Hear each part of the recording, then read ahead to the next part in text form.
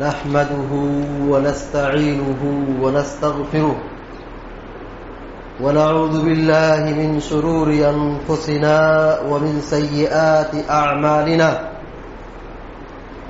من يهده الله فلا مضل له ومن يضلل فلا هادي له وأشهد أن لا إله إلا الله وحده لا شريك له وأشهد أن محمدا عبده ورسوله أما بعد فإن خير الحديث كتاب الله وخير الهدي هدي محمد صلى الله عليه وسلم وشر الأمور محدثاتها وكل محدثة بدعة وكل بدعة ضلالة وكل ضلالة في النار. أعوذ بالله من الشيطان الرجيم.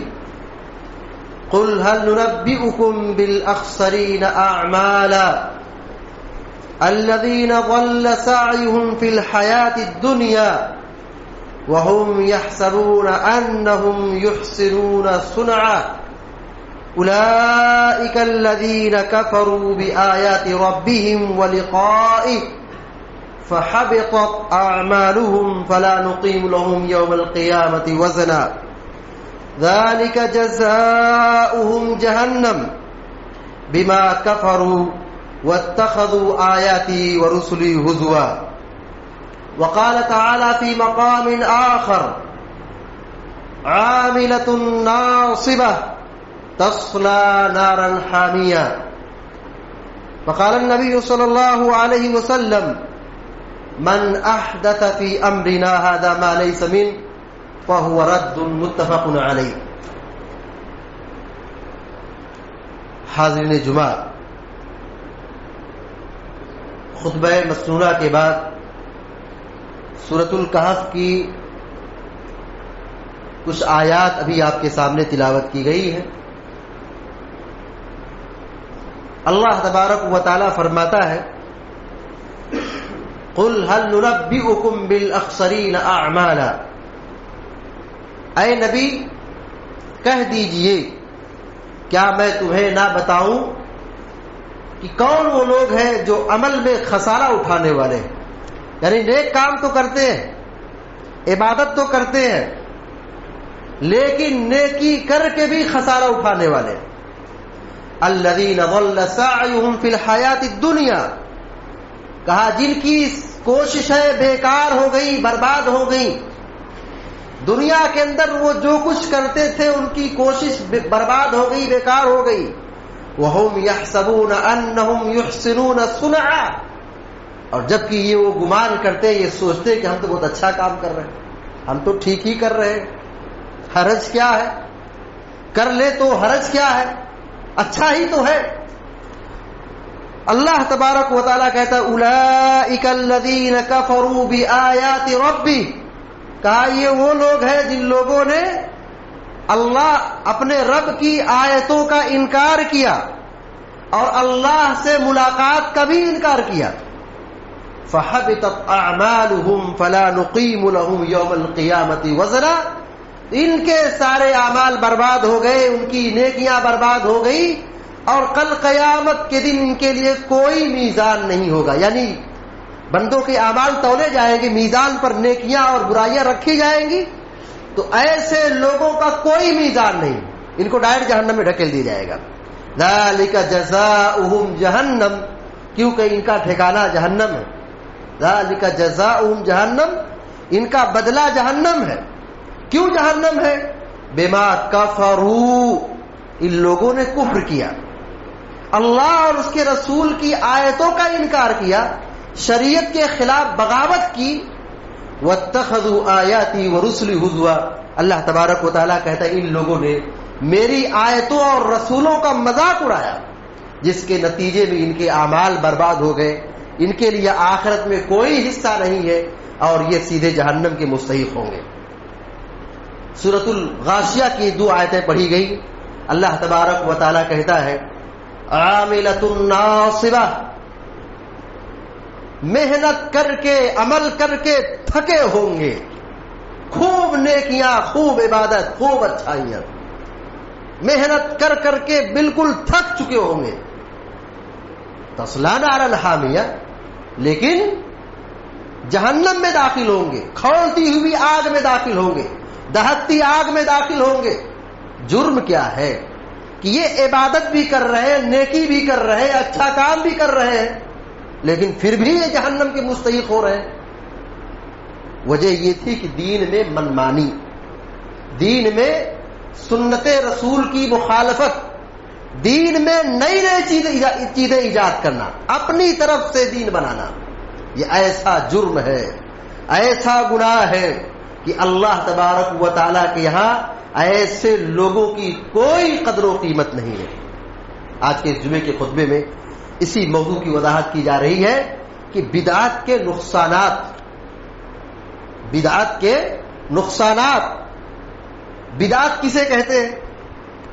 اہل علم نے کہا ہے کہ شریعت میں کوئی نئی چیز گڑھ لینا، دین میں کوئی نئی چیز اضافہ کر لینا جس کی قرآن و حدیث میں کوئی دلیل نہ ہو، قرآن و حدیث میں کوئی ثبوت نہیں ہے، بس اپنی طرف سے، اپنے من سے، اپنی چاہت سے، اپنی مرضی سے اضافہ کر دیا، یہی بدعت ہے. اور اہل علم نے بدعت کی دو قسمیں بیان کی ہیں، بدعت مکفرہ اور دوسری قسم ہے بدعت مفسقہ. مکفرہ کیا ہے؟ ایسی بدعت جس کے کرنے سے آدمی کافر ہو جاتا ہے، اسلام سے نکل جاتا ہے، ایمان اور اسلام سے ہاتھ دھو بیٹھتا ہے، اس کا تعلق اسلام میں کچھ بھی نہیں، کوئی رشتہ نہیں. اور دوسری بدعت ہے بدعت مفسقہ، کہ آدمی کافر تو نہیں ہوتا ہے لیکن بہت بڑا گنہگار ہوتا ہے. ہماری شریعت اور ہمارا دین یہ مکمل ہے. پیارے نبی صلی اللہ علیہ وسلم اللہ رب العالمین کے پیغام کو، قرآن و حدیث کو مکمل پہنچائے، اور اللہ تبارک و تعالیٰ نے اس کی گواہی دی. دین اور شریعت مکمل ہے، اس میں اپنی کھوپڑی لگانے کی ضرورت نہیں ہے، اس میں اپنی رائے اور اپنا قیاس لڑانے کی ضرورت نہیں ہے، اپنی مرضی چلانے کی ضرورت نہیں ہے. ہمارے دین کی یہی خصوصیت ہے، ہمارے دین کا یہی امتیاز ہے کہ یہ دین منزل من اللہ ہے اور یہ دین مکمل ہے. الیوم اکملت لکم دینکم واتممت علیکم نعمتی ورضیت لکم الاسلام دینا. اللہ تبارک و تعالیٰ کہتا آج کے دن میں نے دین کو مکمل کر دیا اور اپنی نعمت مکمل کر دی، پوری کر دی، اور تم سے اسلام سے میں راضی ہو گیا. تو دین اور دین اسلام، شریعت محمدی یہ مکمل ہے، اس میں اپنی طرف سے کچھ اضافہ یا کم کرنے کی کوئی ضرورت نہیں ہے. اس لیے جو بھی شخص اس دین میں اپنی طرف سے نئی چیز لائے گا، چاہے وہ بہت اچھی چیز کیوں نہ ہو، دین میں کوئی نئی چیز ایجاد کرے، اپنی طرف سے گڑھ لے، دکھنے میں گرچہ وہ بھلی لگ رہی ہو، لوگوں کو اچھی لگ رہی ہو، اور آدمی اس کے پیچھے اپنی انرجی، قوت، مال، دولت، وقت، زندگی سب قربان کر رہا ہے، لیکن وہ دین کا حصہ نہیں ہے، پیارے نبی صلی اللہ علیہ وسلم کی تعلیم نہیں ہے. کرنے والے اس کے کتنے زیادہ ہی کیوں نہ ہو، اس کے فالوور کتنے زیادہ کیوں نہ ہو، اس کے پیچھے بھاگنے والے کتنے زیادہ کیوں نہ ہو، سب بیکار اور برباد ہے. من احدث فی امرنا ھذا ما لیس منہ فہو رد. پیارے نبی صلی اللہ علیہ وسلم کہتے ہیں جس نے ہمارے دین میں کوئی نئی چیز ایجاد کی وہ عمل بیکار ہے، مردود ہے. یہ نہیں دیکھا جائے گا کام تو بڑی اچھی نیت سے کیا تھا، بڑے جذبے اور بڑے حوصلے سے کیا تھا، بڑی محنت کی تھی، بڑی قربانی دی تھی، وقت دیا تھا، مال دیا تھا، یہ نہیں دیکھا جائے گا. اللہ تبارک و تعالیٰ کے یہاں نیکیوں کی قبولیت کے کچھ ضابطے ہیں، ہر نیکی نہیں پہنچ جاتی. اللہ تبارک و تعالیٰ کون سی نیکی کو، کون سی عبادت کو قبول کرتا ہے، قبولیت اعمال کی شرائط کیا ہے. اللہ تبارک و تعالیٰ قرآن کریم میں فرماتا ہے فمن کان یرجو لقاء ربی، جو اپنے رب سے ملاقات کرنا چاہتا ہے، اپنے رب سے ملاقات کی امید رکھتا ہے، فلیعمل عملا صالحا، چاہیے کہ وہ نیک کام کرے. نیک کام کرے، عبادت کرے، ولا یشرک بعبادت ربہ احدا، اور اپنے رب کی عبادت میں کسی کو شریک نہ ٹھہرائے۔ ہر عبادت قبول نہیں ہوتی، ہر اچھا کام اللہ تبارک و تعالیٰ کے یہاں قبول نہیں ہوتا۔ قبولیت کا ضابطہ یہ ہے کہ اس نیکی کو، اس عبادت کو خالص اللہ کی رضا کے لیے کیا جائے، اخلاص سے کیا جائے، تب یہ اللہ تعالیٰ کی عبادت قبول ہوتی ہے۔ پہلی شرط یہ ہے کہ آدمی مسلمان ہو، صاحب ایمان ہو۔ کافر کا کوئی عمل قبول نہیں ہوتا ہے، مشرک کا کوئی عمل قبول نہیں ہوتا ہے۔ قبولیت اعمال کے شرائط میں سے، ضابطے میں سے پہلا ضابطہ یہ ہے کہ ایمان لایا جائے، مسلمان بن جایا جائے۔ دوسرا ضابطہ یہ ہے کہ آدمی اس نیک عمل کو اللہ کی رضا کے لیے کر رہا ہو، دکھلاوا ہو، ریا ہو، شہرت ہو، نمود ہو، عمل برباد ہے۔ تیسری شرط یہ ہے کہ پیارے نبی صلی اللہ علیہ وسلم کے طریقے کو دیکھا جائے، پیارے نبی صلی اللہ علیہ وسلم کی سنت کیا ہے، پیارے نبی صلی اللہ علیہ وسلم نے اس چیز کو کیسے انجام دیا ہے۔ یہ تین شرطیں ہیں، ایمان لانا، اخلاص سے انجام دینا، اور پیارے نبی صلی اللہ علیہ وسلم کی سنت پر چلنا، تب یہ عبادتیں اللہ تبارک و تعالیٰ کے ہاں قبول ہوں گی۔ اور اگر سنت کی مخالفت پائی گئی، سنت کی مخالفت پائی گئی تو بڑا گناہ ملے گا۔ ایک تو نبی سے عداوت کا، نبی سے محبت نہ کرنے کا گناہ، دوسرا سنت کی مخالفت کا، اور مزید یہ آدمی جو کچھ کر رہا ہے یہ ساری عبادتیں، ساری نیکیاں برباد ہیں۔ فمن رغب عن سنتی فلیس منی، پیارے نبی صلی اللہ علیہ وسلم کہتے ہیں جس نے میری سنت سے منہ موڑا، اعراض کیا، وہ مجھ میں سے نہیں ہے۔ پیارے نبی صلی اللہ علیہ وسلم کی تعلیمات پر چلنا، پیارے نبی صلی اللہ علیہ وسلم کی سنت پر عمل کرنا اور آپ کے طریقے کے مطابق عمل کرنا، یہ عبادت کی قبولیت کے لیے بہت سرہرا باب ہے، یہ بہت بنیادی ذریعہ ہے۔ اور اگر سنت کی مخالفت پائی گئی، سنت سے ہٹ کر آدمی نیا کام کر رہا ہے، ایسا آدمی اللہ کی نگاہ میں بہت بڑا مجرم ہے، بہت بڑا گنہگار ہے، اللہ کی نگاہ میں بدترین آدمی ہے، مبغوض ترین آدمی ہے، سخت ناپسندیدہ ہے وہ شخص جو اللہ کے دین میں، پیارے نبی کی شریعت میں، دین محمدی میں نئی چیز کا ایجاد کرے اور اپنی طرف سے سنت کی مخالفت کو پیدا کرے یا اپنی طرف سے کوئی نئی چیز پیش کرے۔ پیارے نبی صلی اللہ علیہ وسلم فرماتے ہیں ابغض الناس الی اللہ ثلاثہ، تین قسم کے لوگ ایسے ہیں جو اللہ کی نگاہ میں سخت ناپسندیدہ ہے، مبغوض ہے، اللہ تبارک و تعالیٰ کے ہاں ان کی کوئی حیثیت نہیں ہے، سخت ناپسندیدہ لوگ ایسے لوگ۔ ملحد فی الحرم، نمبر 1، حرم مکی، حرم مدنی کے اندر کوئی الحاد کرے، کوئی ظلم ڈھائے۔ مکہ اور مدینہ جو حرم کی جگہ ہے، کچھ جگہیں خاص کر دی گئی مکہ اور مدینہ کے اندر کہ یہ حرم ہے، یہاں پر ہم کوئی گھاس نہیں اکھاڑ سکتے، کوئی پرندے کا شکار نہیں کر سکتے، درخت نہیں کاٹ سکتے، اور کسی کا خون نہیں بہا سکتے۔ اس بابرکت اور مقدس سرزمین پر کوئی آدمی ظلم ڈھائے، الحاد کرے، ایسا آدمی اللہ تبارک و تعالیٰ کے ہاں سخت مبغوض اور ناپسندیدہ ہے۔ اور دوسرا وہ شخص ہے، پیارے نبی صلی اللہ علیہ وسلم کہتے ہیں مبتغٍ فی الاسلام سنت الجاہلیہ، اسلام لانے کے بعد وہ جاہلیت کے طور طریقوں کو اختیار کر رہا ہے مسلمان، ہے کلمہ پڑھنے والا، ہے اسلام لانے والا، اسلام میں جاہلیت کے طور طریقوں کو اختیار کرنے والا۔ جاہلیت کا طور طریقہ کیا تھا؟ کوئی سنت تھی؟ کوئی پیارے نبی صلی اللہ علیہ وسلم کا طریقہ تھا، دین تھا؟ نہیں۔ اسلام لانے کے بعد جاہلیت کے طرز کو، جاہلیت کے سماج کو فالو کرنے والا، جاہلیت کے عمل کو اپنی زندگی میں نافذ کرنے والا، ایسا انسان اللہ کی نگاہ میں سخت ناپسندیدہ اور مبغوض ہے۔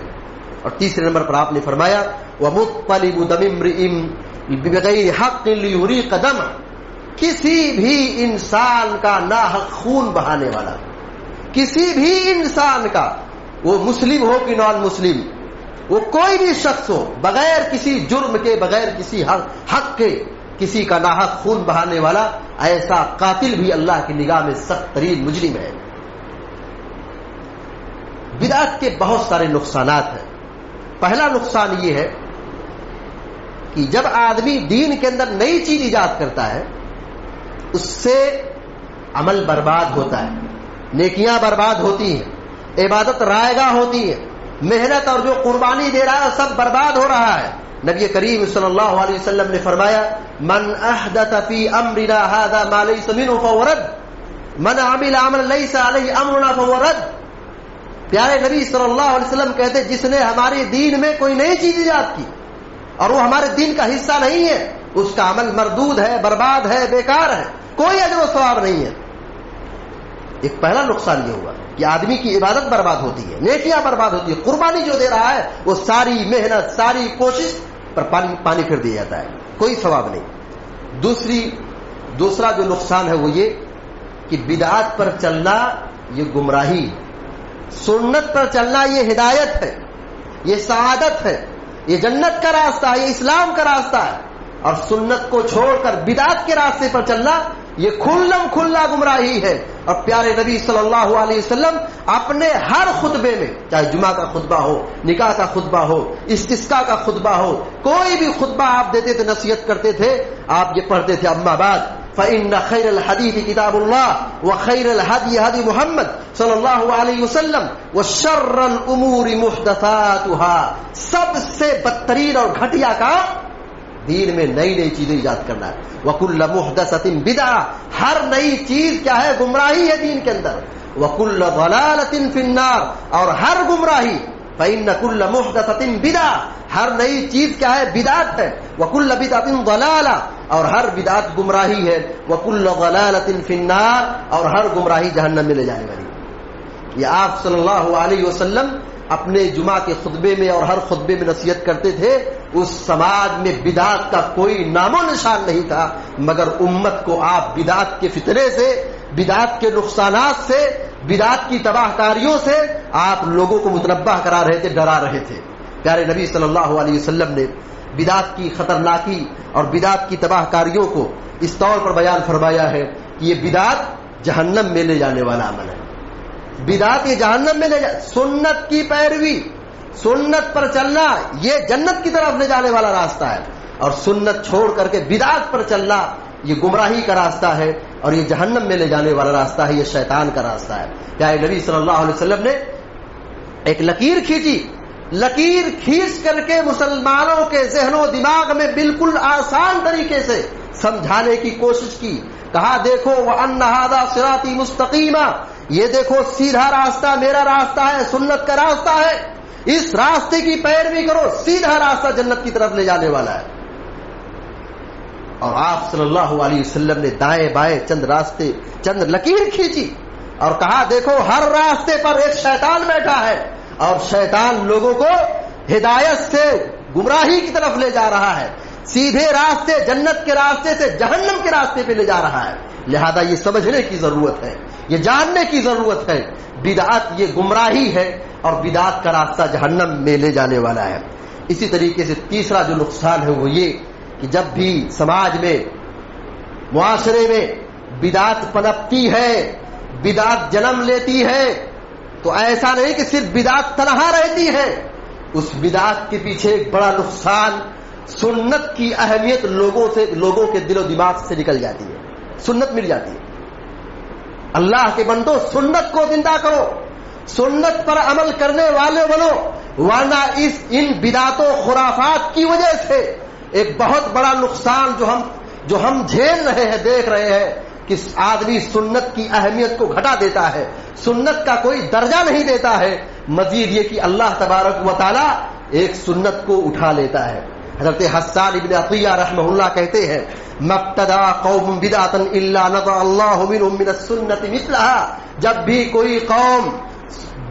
کوئی قوم کوئی جماعت بدعت کو جنم دیتی ہے، بدعت پر عمل کرتی ہے، بدعت کی ترویج کرتی ہے، بدعت کو فالو کرتی ہے، اللہ تبارک و تعالیٰ ان سے ایک سنت کو اٹھا لیتا ہے۔ والعیاذ باللہ، بدعت کی تباہ کاریوں کو سمجھے، بدعت کے نقصان کو سمجھے کہ بدعت کی وجہ سے سنت اٹھا لی جاتی ہے، سنت کی اہمیت لوگوں کے دل و دماغ سے نکل جاتی ہے، لوگ سنتوں کا مذاق اڑاتے ہیں، سنت پر چلنے والوں کا مذاق اڑاتے ہیں۔ یہی ہے مطلب کہ جب کوئی قوم، جب کوئی جماعت بدعت کو جنم دیتی ہے تو ان کے دلوں سے سنت کی اہمیت ختم ہو جاتی ہے. اسی طریقے سے بدعت کا ایک نقصان یہ ہے کہ اللہ تبارک و تعالی بدعتی کو توبہ کی توفیق نہیں دیتا ہے. اللہ تبارک و تعالی بدعتی کو توبہ کی توفیق نہیں دیتا. کیوں؟ اللہ نے روک لیا ہے، توبہ کی توفیق اس کو نہیں ملے گی جو بدعت کرتا ہے. کیوں ایسا؟ زنا کرنے والے کو زنا سے توبہ کی توفیق مل جاتی ہے، سود خور کو سود کھانے سے اسے توبہ کی توفیق ملتی ہے، زانی، قاتل، بڑے بڑے مجرموں کو توبہ کی توفیق مل جاتی ہے، لیکن بدعت کرنے والوں کو، بدعت پر چلنے والوں کو توفیق نہیں ملتی توبہ کی. اس لیے جو آدمی گناہ کرتا ہے، جھوٹ بولنے والا سمجھتا ہے کہ میں گناہ گار ہوں، داڑھی چھیلنے والا سمجھتا ہے کہ میں گناہ کر رہا ہوں، سود کھانے والا اس کا ضمیر کہتا ہے کہ میں غلط کر رہا ہوں، گناہ کر رہا ہوں، چوری کرنے والا یہ کہتا ہے کہ میں غلط کر رہا ہوں، شراب پینے والا اقرار کرتا ہے کہ میں مجرم ہوں، گنہگار ہوں، اچھا نہیں کر رہا ہوں. لیکن جو بدعت پر چلتا ہے، بدعت کو فالو کرتا ہے، وہ آدمی اس کو دین سمجھتا ہے، عبادت سمجھتا ہے، ثواب کا ذریعہ سمجھتا ہے. اس لیے اللہ تبارک و تعالی بدعتی کو توبہ کی توفیق نہیں دیتا ہے. اسی طریقے سے بدعت کا ایک نقصان یہ ہے کہ اللہ تبارک و تعالی کی اور فرشتوں کی ایسے لوگوں پر لعنت ہے جو دین کے اندر بدعت ایجاد کرتے ہیں. بدعت ایجاد کرنے والے، دین میں نئی نئی چیز ایجاد کرنے والے، ایسے لوگوں پر اللہ کی اور فرشتوں کی لعنت ہوتی ہے. اسی طریقے سے بدعت کا ایک نقصان یہ ہے کہ کل قیامت کے دن بدعتیوں کے چہرے سیاہ ہو جائیں گے. اللہ رب العالمین قرآن کریم میں فرماتا ہے یوم تبیض وجوہ وتسود وجوہ، کل قیامت کے دن کچھ چہرے تر و تازہ ہوں گے، روشن ہوں گے، سفید ہوں گے، چمکدار ہوں گے، اور کچھ چہرے ایسے ہوں گے جو بالکل مرجھائے ہوں گے، سیاہ ہوں گے. اس آیت کی تفسیر مفسرین کہتے ہیں کہ جن کے چہرے روشن ہوں گے، تر و تازہ ہوں گے، چمکدار ہوں گے، یہ وہ اہل السنہ کا چہرہ ہے. اور جو لوگ دین کے اندر بدعت ایجاد کرتے ہیں، دین کے اندر نئی نئی چیزیں ایجاد کرتے ہیں، ایسے لوگوں کے چہرے کل قیامت کے دن بالکل سیاہ پڑ جائیں گے، کالے ہو جائیں گے. بدعت کا ایک نقصان یہ ہے کہ حوض کوثر سے ایسے لوگوں کو محروم کر دیا جائے گا، بھگا دیا جائے گا، دھتکار دیا جائے گا. پیارے نبی صلی اللہ علیہ وسلم کے پاس کچھ قومیں آئیں گی، کچھ لوگ آئیں گے جو حوض کوثر کا جام پینا چاہیں گے، اور پیارے نبی صلی اللہ علیہ وسلم اپنے اتنے قریب رکھنا چاہیں گے اور کہیں گے تو میری امت کے لوگ ہیں. فرشتے ان کو کھدیڑ کھدیڑ کر کے بھگائیں گے اور آپ صلی اللہ علیہ وسلم کو کہیں گے اے نبی آپ نہیں جانتے یہ وہ لوگ ہیں. یہ کون لوگ ہیں؟ یہ وہ لوگ ہیں جو آپ کے جانے کے بعد دین کے اندر نئی نئی چیزیں پیدا کرتے تھے، دین کے اندر بدعت و خرافات پیدا کرتے تھے، دین کو بگاڑنے والے تھے، دین بیچنے والے تھے، ایمان برباد کرنے والے تھے. ایسے لوگوں کے لیے تباہی و بربادی ہو. اللہ کے نبی صلی اللہ علیہ وسلم سحقن سحقن کہہ کر کے کہا دور ہو جاؤ، دور ہو جاؤ، بھاگ جاؤ یہاں سے. آپ صلی اللہ علیہ وسلم ڈانٹ کر کے ایسے لوگوں کو حوض کوثر سے دھتکار دیں گے، بھگا دیں گے. یہ بدعت کا ایک نقصان ہے اور بہت بڑا نقصان ہے، اور ظاہر ہے حوض کوثر کا جام نہ ملے، محروم کر دیا جائے، یہ سگنل اور اشارہ ہے کہ آگے کا جو مسئلہ اور آگے کا جو حساب و کتاب ہونے والا ہے بڑا سنگین اور بڑا سخت ہے. بدعت کا ایک نقصان یہ بھی ہے کہ اللہ تبارک و تعالیٰ ایسے لوگوں کو جہنم میں داخل کر دے گا جو دین کے اندر نئی نئی چیزیں ایجاد کرتے ہیں. جیسا کبھی جمعہ کے خطبے میں، ہر خطبے میں پیارے نبی صلی اللہ علیہ وسلم پڑھتے تھے وَشَرَّ الْأُمُورِ مُحْدَثَاتُهَا، سب سے بدترین اور گھٹیا کام دین میں نئی چیز ایجاد کرنا ہے. وَكُلَّ مُحْدَثَةٍ بِدْعَةٍ، ہر نئی چیز بدعت ہے. وَكُلَّ بِدْعَةٍ ضَلَالَةٍ، اور ہر بدعت گمراہی ہے. وَكُلَّ ضَلَالَةٍ فِي النَّارِ، اور ہر گمراہی جہنم میں لے جانے والی ہے. تو بدعت کا ایک نقصان یہ کہ آدمی جنت سے محروم ہوتا ہے اور جہنم میں داخل ہو جاتا ہے. اسی لیے ہمارے اسلاف بہت الرٹ رہتے تھے، سنت کی سخت پابندی کرتے تھے، بدعات اور خرافات سے اپنے آپ کو بچاتے تھے. اور دو جرائم ایسے ہیں، دو گناہ ایسے ہیں جن سے بچنا ہماری اور آپ کی بہت بڑی ذمہ داری ہے. جس گناہ سے بچنا ہماری بہت بڑی ذمہ داری ہے، ورنہ اگر یہ دو گناہ اگر ہمارے اندر داخل ہو جائے ہماری پوری عبادت اور پوری نیکی برباد ہو جائے گی. ایک تو شرک ہے، دوسرا جو جرم ہے وہ بدعت ہے. ان دو گناہ میں جو داخل ہو گیا اس کی دنیا بھی برباد ہے, دین بھی برباد ہے اور آخرت بھی برباد ہے. اور جو ان دو گناہوں سے بچ جائے وہ آدمی اپنا ایمان کو بچا لیا, اپنے دین کو محفوظ کر لیا, اپنی آخرت کو کامیاب کر لیا. ان دو گناہوں سے اپنے آپ کو بہت سختی کے ساتھ بچانے کی ضرورت ہے. اور سنت کی پیروی اور سنت کو پھیلانے اور سنت پر عمل کرنے اور سنت کی تبلیغ کرنے کی ہماری سب سے بڑی ذمہ داری ہے. امام مالک رحمہ اللہ بدعت کے حوالے سے بڑی اہم بات بیان کرتے ہیں. لوگ کہتے ہیں کر لے حرج کیا ہے, یہ کر لے تو حرج کیا, اچھا ہی تو ہے, بہتر ہی تو لگ رہا ہے, دیکھنے میں تو کتنا خوبصورت اچھا ہے, سوچ اچھی ہے, نیت اچھی ہے. لیکن یاد رہے کہ دین میں اگر نیا کام ہو رہا ہے, نئی چیز پیدا کی جا رہی ہے, یہ کبھی نہیں سوچنا چاہیے کر لے تو حرج کیا ہے. امام مالک رحمہ اللہ کہتے ہیں من قال فی الدین بدعۃ حسنہ, جو شخص یہ کہتا ہے کہ دین میں نئی چیزیں, نئی بدعت کیا ہے, اچھی ہے. دین میں نئی چیز ایجاد کرنا اچھی چیز ہے, بدعت حسنہ. جو شخص یہ کہے کہ دین میں بدعت حسنہ ہے, اچھی چیز ہے, کر لے تو حرج کیا ہے, فقد زعم ان محمد خان الرسالہ. امام مالک رحمہ اللہ کہتے ہیں جو شخص دین میں نئی چیز کو ایجاد کر رہا ہے اور بدعت کو بدعت حسنہ قرار دے رہا ہے, گویا کہ اس نے پیارے نبی صلی اللہ علیہ وسلم پر الزام لگایا ہے کہ نبی علیہ الصلوۃ والسلام نے رسالت کو پہنچانے میں خیانت کی ہے.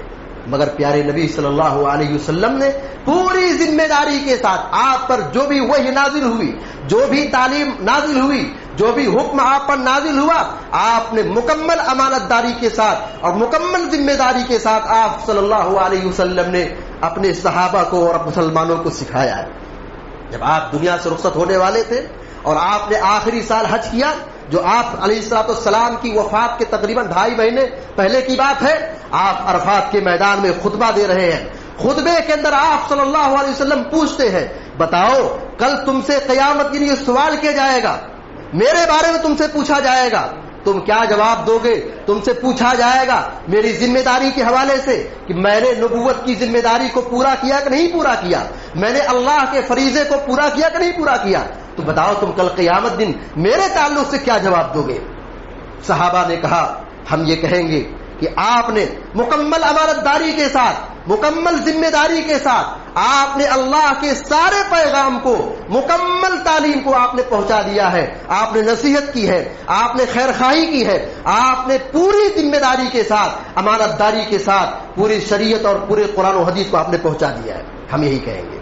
آپ صلی اللہ علیہ وسلم نے صحابہ کرام کی طرف اشارہ کیا, پہلے آسمان کی طرف اشارہ کیا اور کہا اے اللہ تو گواہ رکھ, دیکھو یہ کیا کہہ رہے ہیں, یہ گواہی دے رہے ہیں میرے بارے میں کہ میں نے اپنی ذمہ داری کے ساتھ میں نے رسالت کی ذمہ داری کو پورا کر دیا ہے.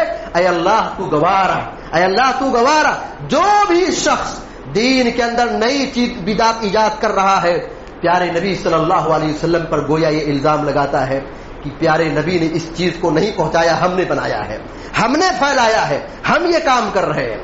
سفیان ثوری رحمہ اللہ کہتے ہیں اس بدعت کی تباہ کاری کے حوالے سے, کہتے ہیں کہ البدعۃ احب الی ابلیس من المعصیہ. بدعت یہ ابلیس کو معصیت سے زیادہ پسند ہے. یعنی کیا مطلب ہے کہ ایک آدمی گناہ کر رہا, چوری کرے, شراب پیے, زنا کرے, سود کھائے, شیطان کو یہ پسند نہیں. شیطان کو کیا پسند ہے؟ شیطان کو سب سے زیادہ جو محبت ہے, جو چاہت ہے, وہ کیا ہے؟